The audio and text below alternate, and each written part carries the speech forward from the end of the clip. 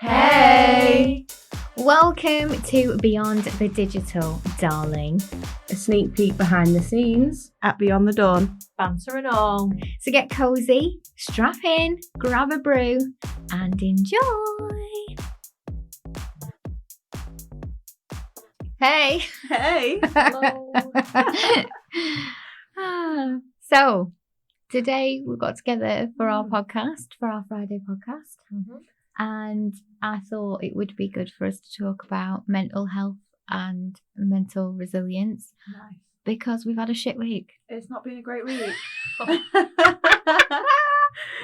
go straight in Let's there. just dive straight Yeah, into the shit show that is our life skills and explain for the whole public just what we've been going through. I mean, I do think this is important because last week we were in Ibiza and everything on socials was us in tiny little bikinis and skirts, drinking cocktails, living it up. Yeah. And we put that all over the internet, did we not? Yeah, we did. We made did. Sure of it. With the help of our Lewis. Thanks, Lewis. We put it everywhere and we had an amazing week. I mean, tell me if I'm wrong. No. You are not wrong. It was good, right? It was a very good week. So good. Something about just being in a nice location. Obviously, we're all friends as well, so it never feels like work, No. does it? Our clients are amazing, so even the day that was work didn't feel like work. No. So good. Sun, sea, sand, sangria. So good. Ibiza rock. Party. It was so good. It was. We danced, we laughed, we ate. Yeah. My genes can tell this week that we ate. Oh, can they? Yeah. This is one of the shit things that's happened. I've put weight on. It'll be the alcohol. Yeah, it will. It will be. Yeah. Mm. So, yeah, all of that. And then this week, we've come down back to earth with what I would say A crash. a crash. It all started on Friday morning when the flight was delayed home. Yeah. You were sat on the tarmac for 2 hours, I think it was. Yeah, 2 hours. Yeah. 2 hours. Nikki slept through the whole 2 hours. She's so good at that. And she woke up and she was like, "Where are we?" We've not moved, No. Nikki. We're still on our Ibiza, but in the worst possible way. Yeah. Because we're dressed for the UK and we're stuck on a plane. With no drinks. I was sober as well, which flying sober for me is rare. Yeah. So being sober is really popular right now, and I was popular. I was trendy for that one flight. Yeah. So yeah. So should I start by telling you about my morning? Yeah, let's go with your morning first. And we'll That's a good we'll place. reverse I feel like engineer. that is the worst. Yeah, it's a bit messy. Messy. Literally. Gets a bit messy at Dorney's. Yeah. Messy in heaven. That's going to be in your head for the rest of the day. Yeah, that's it. Yep. We saw her at Ivy for Rocks. We did. That's Yes, why yeah, we've got that's- a song. Yeah. Should we give her a shout out? Is it Venby? Yes. Venby. Woo woo. We were there, girl. That was good. Yeah, it was. That was Really really good. good. I enjoyed that bit. Although I must admit, if we're going to give like an honest review, and we have been asked to give an honest review, which is nice because sometimes when you collaborate with people, you don't actually get asked to be honest. You get told what to say, don't you? Yeah. I did think that the vibe shift from the DJ, Zoe London, Yeah. epic DJ, Mhm. Yeah. the shift to then live music was weird. Yeah. Mm. There was the transition between banging tunes and how high Zoe got us, and Yeah. then to live music. That was weird. Yeah. And I wonder, because it finishes at like 9, Yeah. whether that's intentional to like so that you kind of peak in the afternoon and then And they bring it back down. Bring it back down. Yeah, maybe. I did wonder about that, like in terms of like party strategy. Yeah, maybe. That would make sense. It would, right? Like if Yeah. you were the organisers and you want people to have a great day, like when the sun's at its highest in that particular area, because it was. Yeah. At one point, I looked at you now, and you were like in the pool, giving it large. We all had drinks in our hands. The sun was beaming on all of us. The music was banging. Everyone I looked at was smiling. I'm like, this is a bit of heaven. This is a bit of me. This I love it.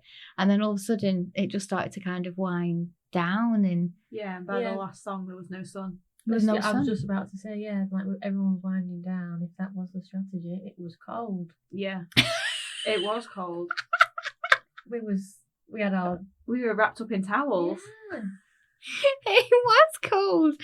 Yeah, it was actually quite uncomfortable. Chill you out and get you to freeze you. Well, that's one way to get you to go home, though, isn't it? Yeah. Like, come party, dance, sunshine, and then off. Yeah. Done.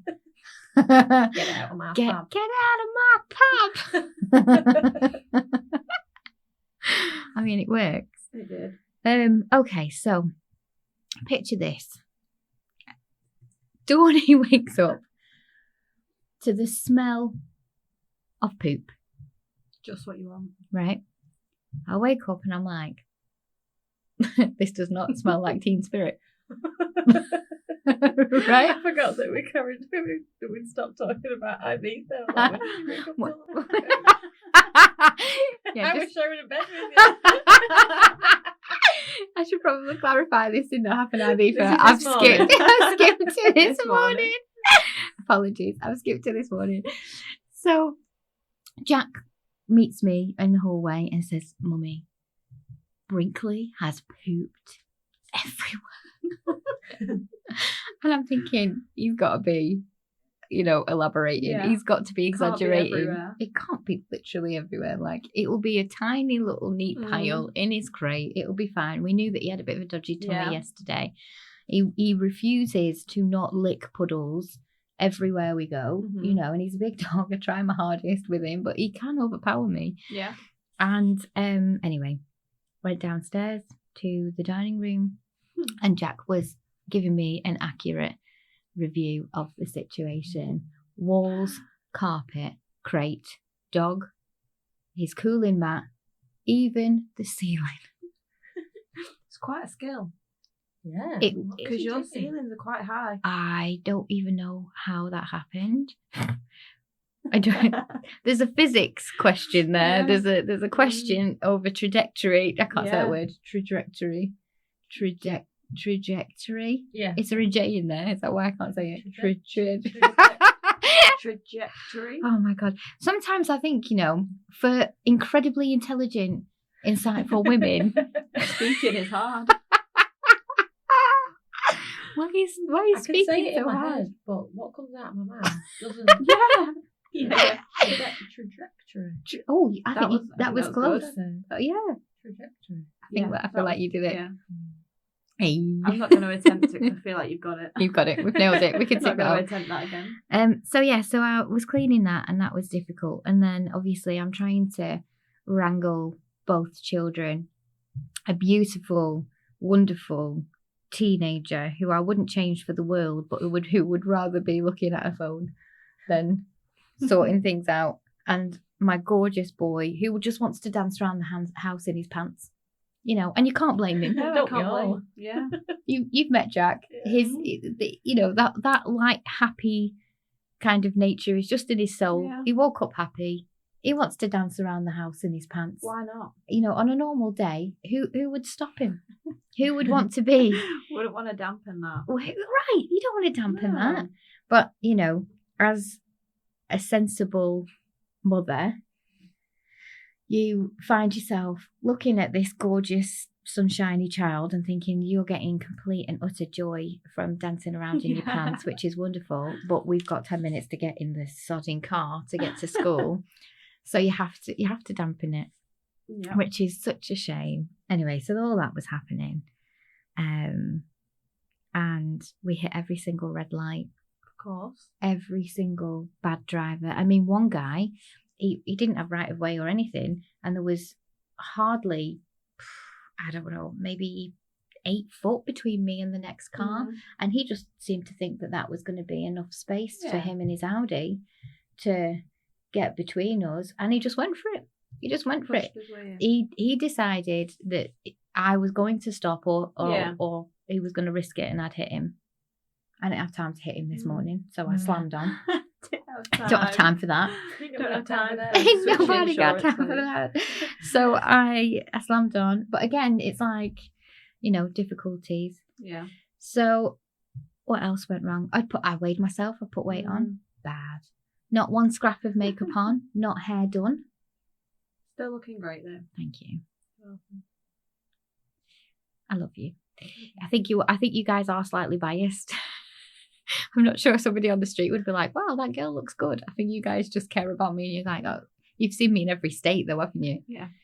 Here's a question. Have you ever seen me without my eyelashes on? Yeah, that's in a picture. Oh, it's in a picture. I have. We share a bed quite often. yeah. That sounds wrong. But On holiday. on holidays when On we events. travel, on events and travel, because we don't mind, do we? We're all No. friends here. And it's weird that you might not have actually seen me in person without my eyelashes on. No. Yeah, because you just sleep in them. It is the highest level of intimacy for me I if feel you see like me without my eyelashes. The only time I think I've seen you a few times.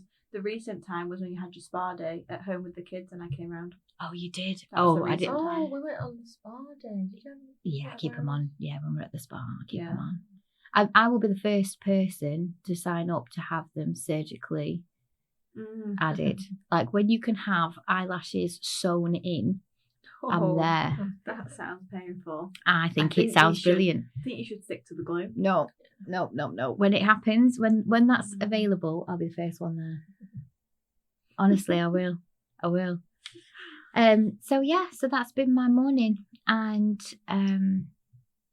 I just decided that I needed a micro pleasure.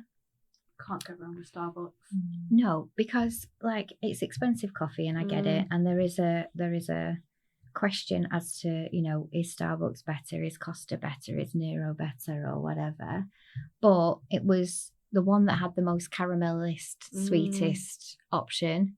It was the quickest one to where I was, and I just thought I'm gonna try and balance out my day a little bit with a micro pleasure, because this is what we teach our clients, right? Yeah. I'm always talking about this with our clients, like when these things get you down, how can you bridge the gap back to something where there's a bit more joy? And like as I was walking into work this morning, I was thinking to myself, like, had I have known that this would feel like this with Brinkley, I may have made a different decision over whether to get a dog. And that's very honest of me to be able to be like, there are moments when I'm like, why the fuck did I adopt this dog? Yeah. I feel like as a dog owner too, you do get moments like that. You're just a animal owner in general. Yeah. Like, it's a commitment. Yeah. And you do it, and then you're in it, something goes wrong, you're like, why have I committed? Yeah, why Well, did I do it? When something good happens, then you don't think about bad times. No. They're forgotten about. Yeah. Well, he was walking in and he was being a bit dodgy, as he sometimes can be. He's been really, really amazing. I want to give Centre Barks a shout out because he stayed with them whilst we were in Ibiza, and Natty Boone picked him up. Thank you for that, by the way. You're welcome. Natty Boone picked him up on Monday, and he has been a different dog, and he's been so good. Like he's walking and stuff. We've been working for weeks and weeks and weeks, haven't we, to try and get him trained in that area. But he was with them for a week, and he came back just so happy and was behaving, and everything was fine. Yeah. This morning, all of that went out the window. We got out of the car. He's pulling. He's going for different things. And then he's barking at people. He started barking at people again. Like he's going mental all the time.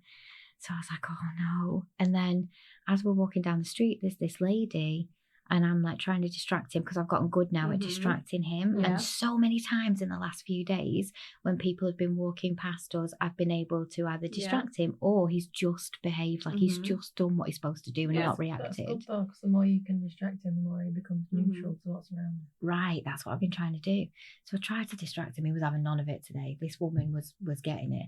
Anyway, it turned out she was lovely, like she was a friend. And sometimes I wonder if Brinkley can sense the energy of somebody who actually wants him to go and maybe approach, because I'm thinking, oh my God, I've got to keep him away. Yeah. And this lady, as soon as he went up to her, she was like, oh my God, you're gorgeous, come here, and fussed him. Yeah, and I'm like, I would have stopped him from that interaction, because obviously I don't want to be an inconvenience to that lady.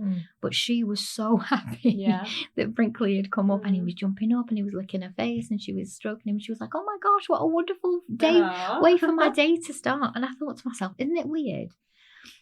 Like, she's walked down the street, she's seen us, Brinkley's jumped up, she's gone away with a beaming smile on her face. And she's like, what a wonderful way for my day to start. And as I'm walking up the street, I'm like, what an awful morning. This has been terrible. Have I had? Yeah. But if all of those things hadn't happened, we wouldn't have been walking up the street at the same time as that lady. Yeah, you would have been here earlier. Right. And sometimes I do think to myself, and I know that this could just be a coping mechanism, but I'll take it. The Delulu for mental health is a thing, and I'll take it.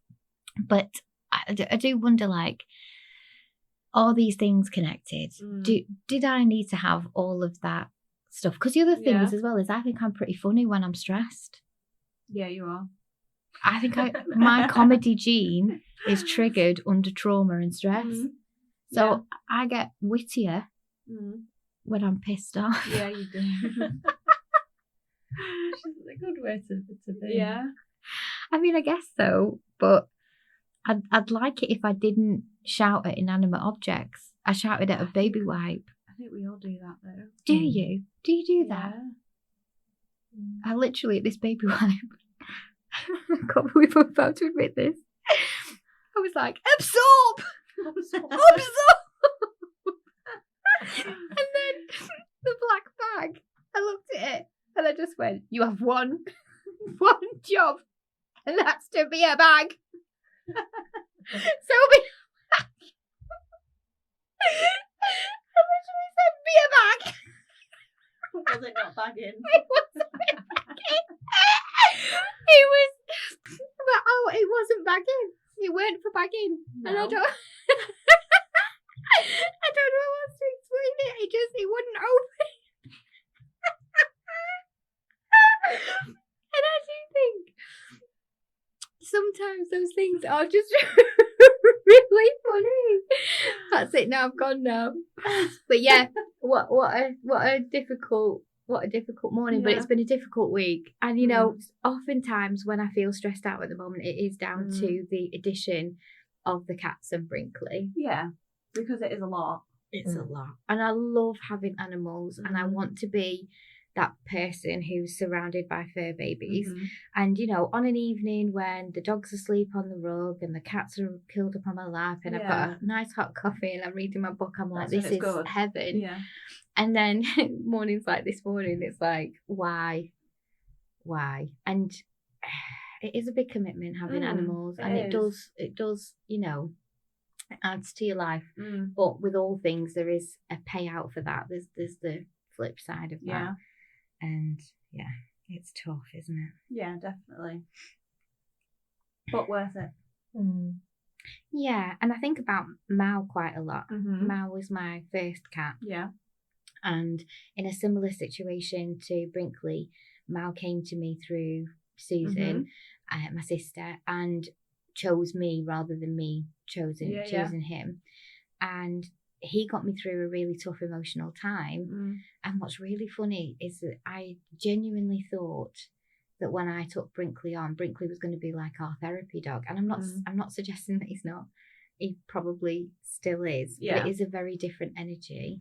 And I think because emotionally I found ways to handle what has happened in the last, actually the last 4 years, but in the last kind of year cycle.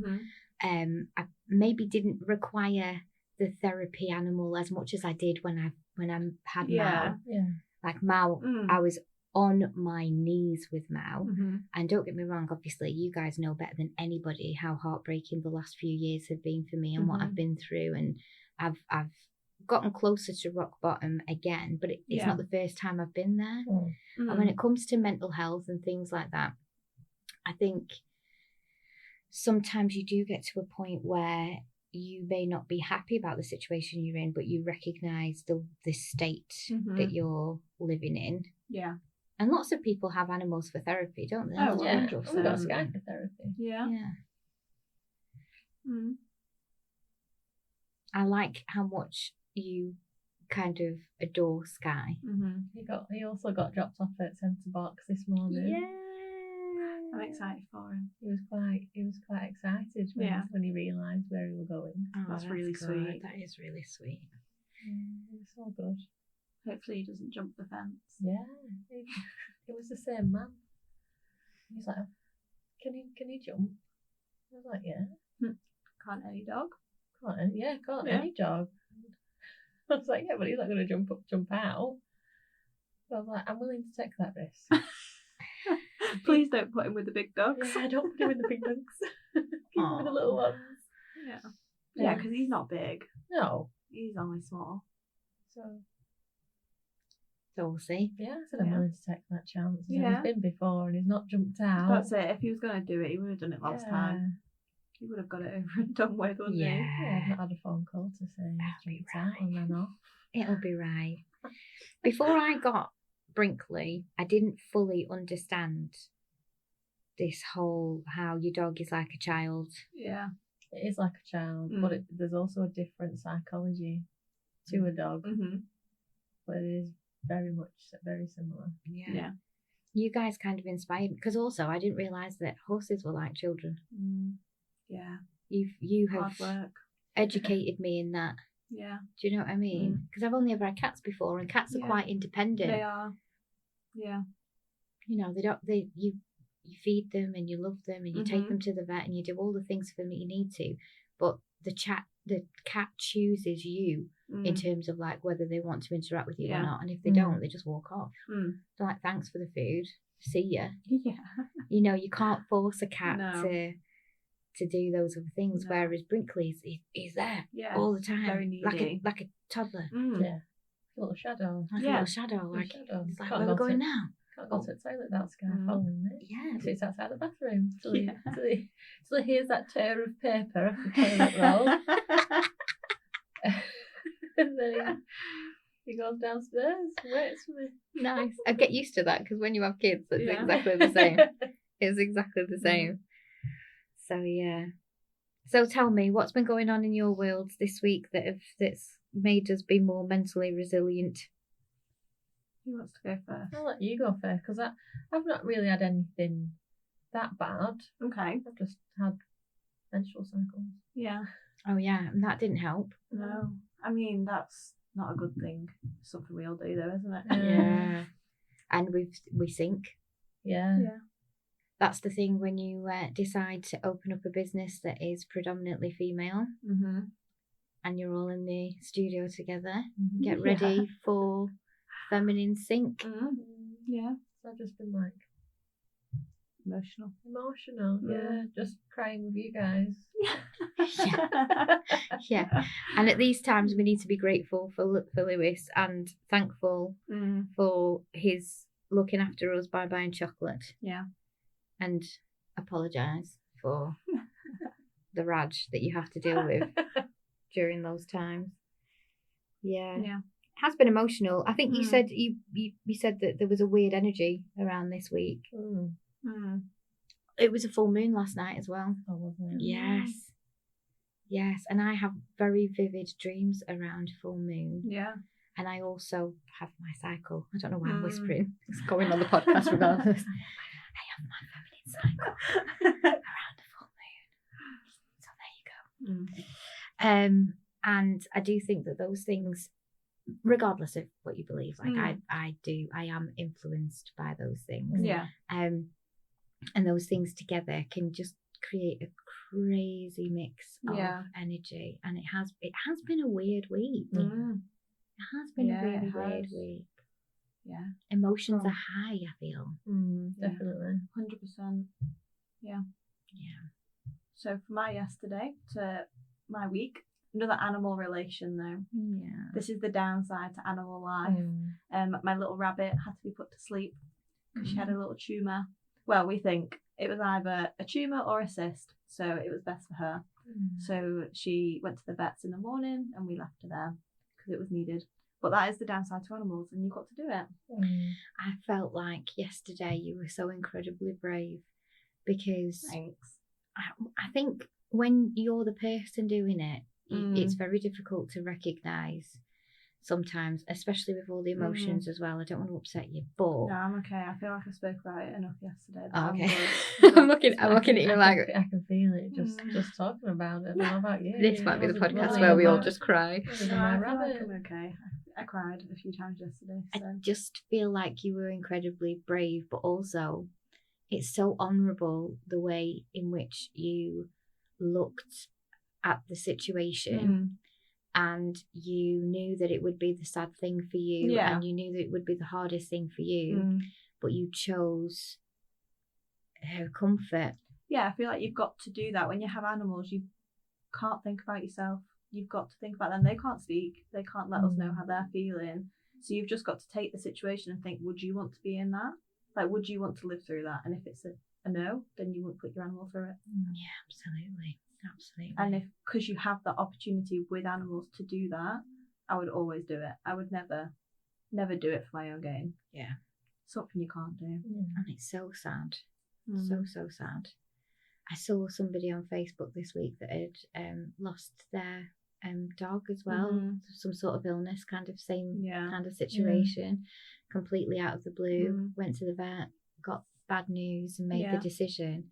And I think sometimes it comes back to that whole thing, doesn't it? Like, we say all the time to be grateful for today, and we say all the time to be kind of aware of the blessings, and we're here having a whinge about our shit week. But at the same time, like, you just don't know what will happen tomorrow. So, and I get a bit caught up. I don't know if you feel this way, but I get a bit caught up, especially at the moment, because I've met somebody a bit amazing. Yeah. I'm getting caught up in, like, what will the future look like, and what needs to happen for this to be this way. Yeah.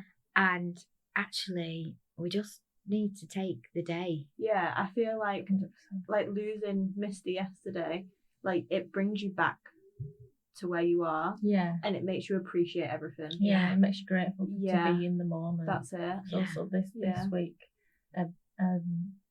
somebody that I went to school with took his own life. Oh my gosh. So my Facebook feed has been flooded with that. Oh my gosh. Yeah. So it makes you grateful to be in the moment. Yeah, it really does. Regardless of what you have in life. That's it. As long as you've got love. 100%. And we have. You look around, there's love everywhere. We are so lucky. We are so lucky. Yeah. I must admit, this time, I mean, it wasn't this time last year, it was a little bit earlier last year, but obviously we've started working with Empowerment, the charity, over the I Am Dylan project, which is an honour to my friends who lost their boy.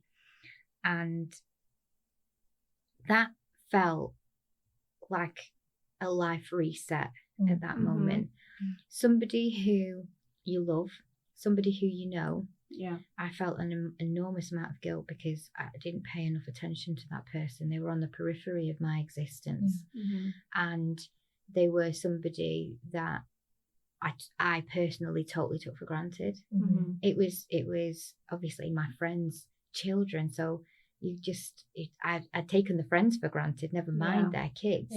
But like the last time that I'd seen him, I had a little quick chat with him. It was nothing profound. It was just totally normal. You just never think that that's the last time you're going to see somebody. You just kind of take for granted that there'll be another time. There'll be another moment. And it's only when he'd gone, there was so much I wanted to say to him. There was so much from his childhood that I remembered, from times when we've been around their house and things that he'd said when he had played with Bailey, and interactions, positive interactions that he had created in our existence that he would never have known. And I believe to some degree definitely didn't know, or couldn't absorb, couldn't comprehend in a way that would change his feeling about life. And that you look at it and you think, God, there's such a missed opportunity there.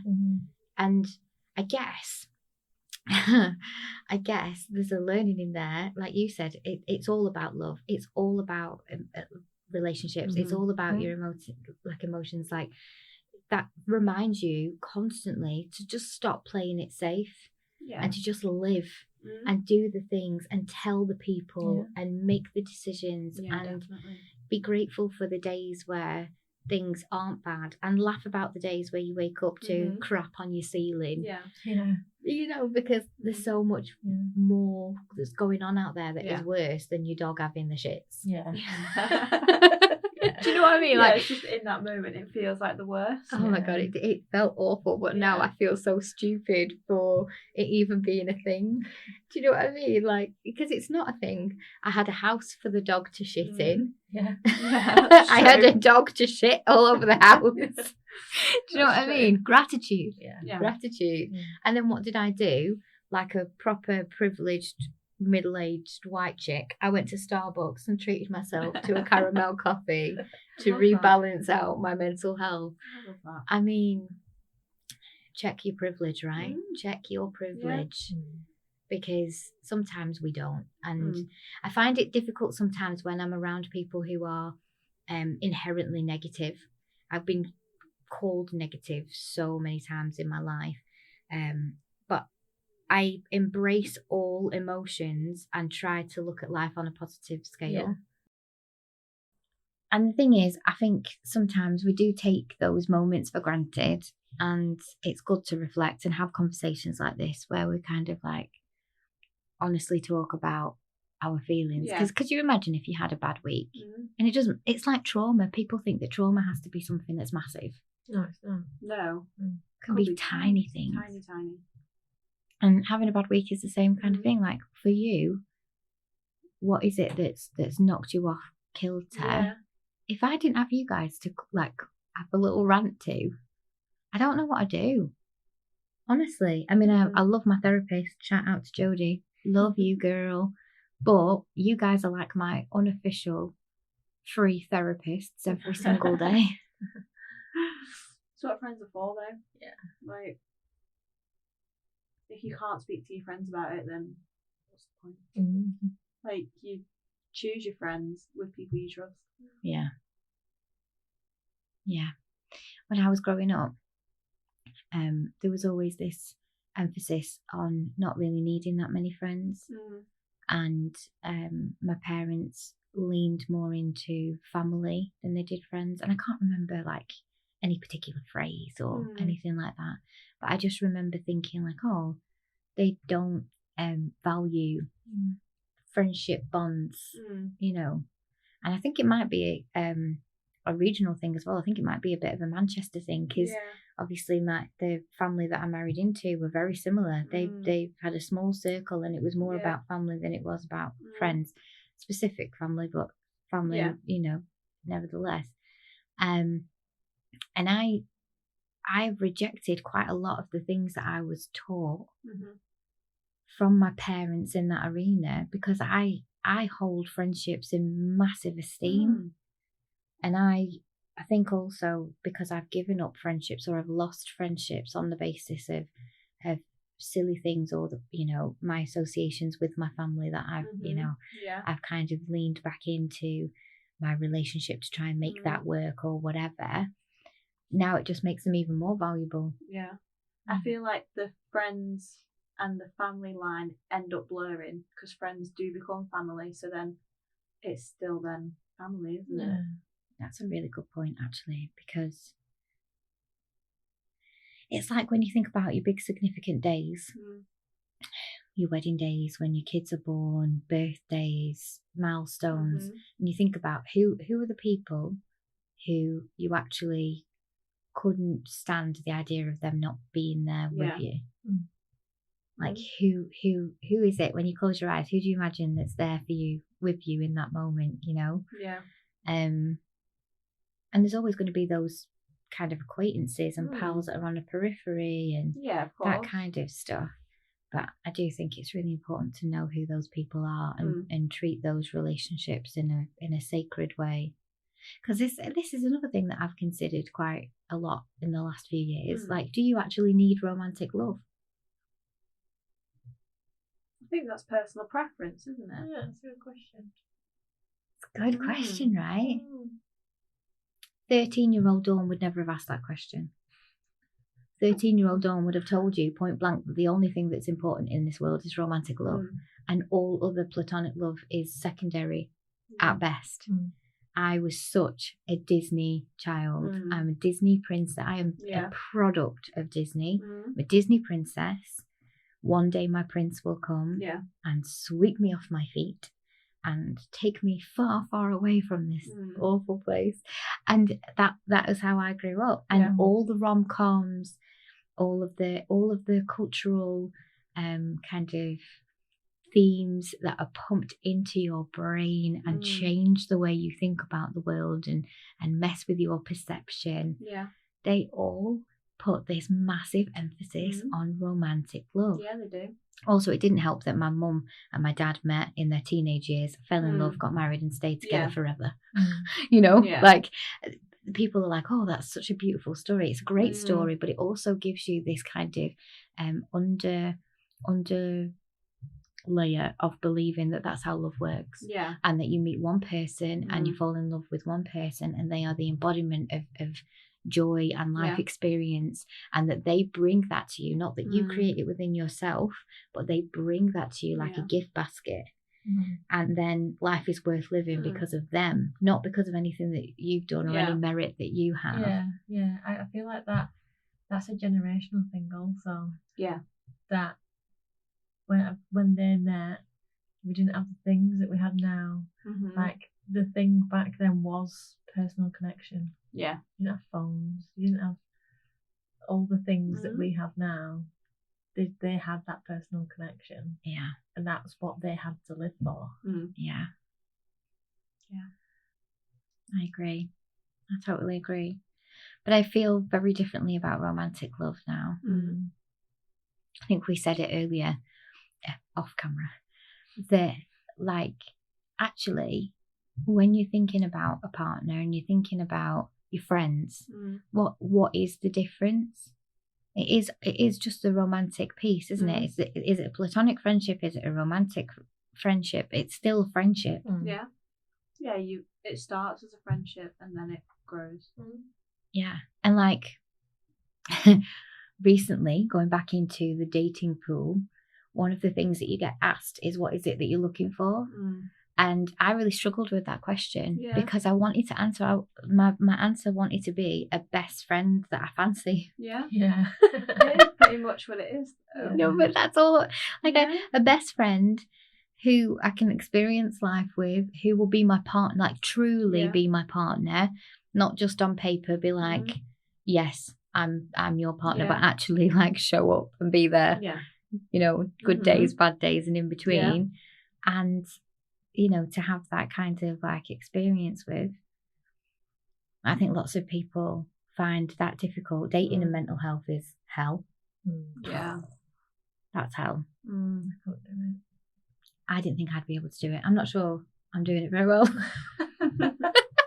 To be quite honest. Yeah, it's a difficult thing. I remember having conversations where I was like, when I was thinking about whether I'd need to get this divorce, and obviously that has now happened, I remember saying, I'll never do it again. I don't want to have any kind of relationship again. I don't want to date, and I can't do this and I can't do that. I'll just be a little old lady with my cats and do you know what I mean? But like, I'm looking down the barrel of 40, not 80. Yeah, that's it. Like, Why look, not? and I look sometimes like, sorry, I'm going to use you an example.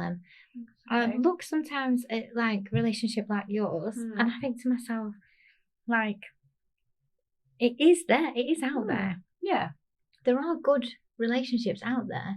You two have completely different dynamics with your partners, but it works. Yeah. But it works for you. And I'm like, and you're so settled. Both of you are so settled and happy. And I'm like, how does that feel? That must feel absolutely amazing. I'm not sure I ever had that. The settled, stable, secure. Yeah. the roller coaster, the dramatic, the passionate, the fiery, the constant mind whirlwind. Absolutely. Have I been in a toxic vampire movie? Yes. Yeah. But that's stable, nice. It's based on friendship. Not sure. Yeah. Not sure.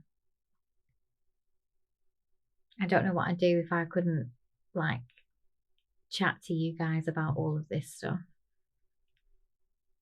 Yeah, I feel like there's so many different opinions as well in the office that you get a bit of everything. Yeah, because everyone's got always got something different to say or a different opinion on what you've said. So here's a question: can you talk to your partners about mental health? Yeah.